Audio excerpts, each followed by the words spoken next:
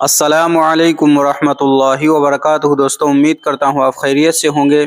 میں ہوں محمد مقصود قاسمی اور آپ دیکھ رہے ہیں باغ مدینہ یوٹیوب چینل۔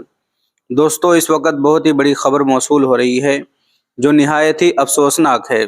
میں پوری تفصیل آپ کے سامنے رکھتا ہوں اور آپ سے گزارش کرتا ہوں پہلی بار ہمارے چینل پر آئیں تو اس کو سبسکرائب کر لیجئے، کیونکہ اسی طریقے کی خبریں ہمارے چینل کے اوپر آتی رہتی ہیں۔ چلیے دوستوں، ویڈیو کو شروع کرتا ہوں، آخر تک بنے رہیں۔ انتہائی غمناک خبر موصول ہو رہی ہے۔ امیر الہند صدر جمعیت علماء ہند حضرت اقدس مولانا سید ارشد مدنی صاحب دامت برکاتہم العالیہ صدر المدرسین دارالعلوم دیوبند کی مولانا کی چھوٹی ہمشیرہ جو کہ حضرت ہی کے ساتھ رہتی تھی، ابھی کچھ دیر پہلے ان کا انتقال ہو گیا ہے۔ انا للہ و انا الیہ راجعون۔ اللہ تعالیٰ مرحومہ کی مغفرت فرمائے، درجات بلند فرمائے، جنت الفردوس میں اعلیٰ مقام عطا فرمائے، پسماندگان کو صبر جمیل کی توفیق عطا فرمائے، آمین ثم آمین یا رب العالمین۔